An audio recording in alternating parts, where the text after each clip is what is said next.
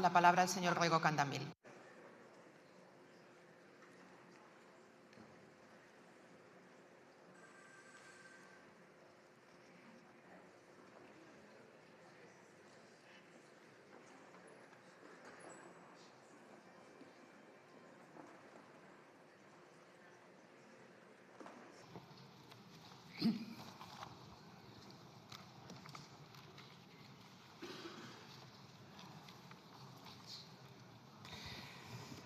Grazas, señora presidenta. Moi bon día.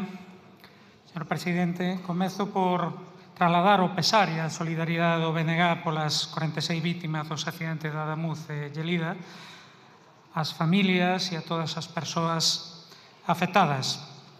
Eu non vou entrar en profundidade sobre estes accidentes porque xa o fixeron outras forzas políticas con máis coñecemento de causa da que poda ter eu desde a Galiza. Non tanto, si gustaría de facer algunhas precisións, mesmo que algunha xa fose tamén dita. Preocupa a falta de mínima autocrítica amparada en argumentos como quilómetros de camiños de ferro ou incremento das partidas destinadas ao mantemento da infraestructura ferroviaria.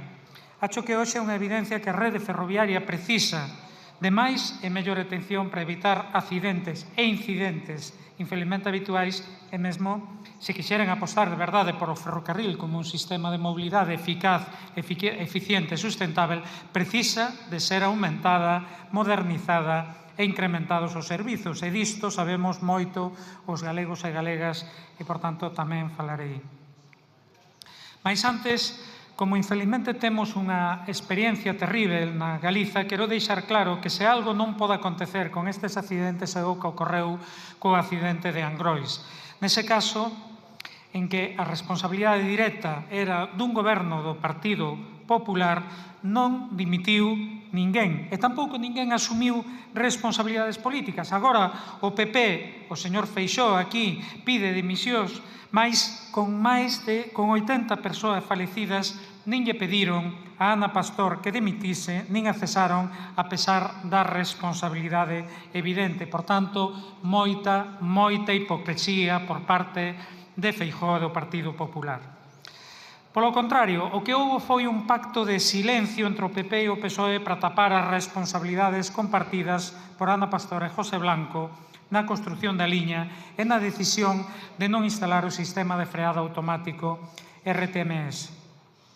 Mais o peor foi o abandono das vítimas e das familias sen que fosen debidamente atendidas nin recibidas por ministras e ministros do PP e do PSOE, sen que se tivese realizado unha investigación en profundidade realmente independente, pois a CIAF non o foi, e fechada cunha resolución xudicial, despois, de maneira ainda recente, corrixida pola Audiencia da Coruña, que deixa como único responsável o maquinista. Todo profundamente inxusto. Aquí, neste caso, é preciso investigar en profundidade de maneira independente para que tamén sexan asumidas as responsabilidades a que houber lugar. Por iso nos preocupa que, a pesar de ter ultrapasado o prazo legalmente establecido, aínda non estea en funcionamento a Autoridade Independente de Investigación de Accidentes de Transporte, continúa operando unha CIAF dependente do Ministerio e desacreditada por actuacións anteriores como a de Angrois. Reclamamos, por tanto, axilidade, absoluta transparencia e tratamento adecuado ás vítimas para alén das necesarias actuacións de mantemento, mellora e modernización da rede ferroviaria.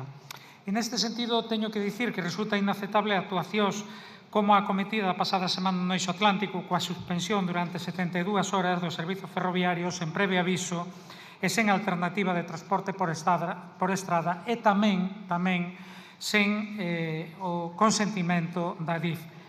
Sen previo aviso, a pesar de que a alerta meteorolóxica era coñecida con anterioridade, deixaron tirados millares de usuarios e usuarias durante 3 días. E é unha irresponsabilidade e unha discriminación ao noso país, pois noutros casos sempre se forneceu transporte alternativo por estrada. Por último, aínda que sexa máis brevemente, quero referirme á situación internacional, tamén motivo desta comparecencia, porque onte debatíamos aquí unha PNL do seu partido en defensa da legalidade internacional e o que reclamábamos e o que reclamamos hoxe é máis coherencia entre o que se predica e o que se practica, porque cando a ofensiva imperialista dos Estados Unidos de Trump é tan brutal que implica atacar países soberanos como Venezuela, secuestrar o seu presidente, profundar no bloqueo ilegal e criminal de Cuba para afogar económicamente a illa, practicar a piratería asaltando petroleiros en augas internacionais, condicionar as relacións comerciais de terceiros países, ameazar con bombardear en Irán ou con tomar por a forza Groenlandia, ningún goberno decente debe ficar calado. Pero, infelizmente, vemos como a Unión Europea e os Estados europeos, tamén o español, prefiren agachar a cabeza diante dos Estados Unidos e continuar obedecendo os mandados de Trump, incluída a compra de armamento complexo militar e industrial norteamericano que é para o que serve alimentar a escalada belicista. Por iso exiximos ao Goberno levantar a voz para defender a legalidade internacional e o respeto á soberanía dos povos, levantar a voz para defender Cuba e para reclamar que se poña fin ao bloqueo, para defender unha Palestina libre e un Sáhara libre, para rexeitar ameazas, intervencións e bombardeos e para defender políticas de paz. E, señor Sánchez, non será xa tempo de fechar as bases norteamericanas en territorio do Estado español e sair da OTAN? Non chega con decir que se sigue sendo un atlantista convencido, ainda que sexa sin entusiasmo. Algúnas forzas políticas levamos máis de 40 anos reclamando OTAN non e bases fora, e parécenos que xa é moito hora de que se faga realidade. Está na súa man conseguilo. Moito obrigado. Muchas gracias, señor Rego. Tiene ahora la palabra la señora Valido García.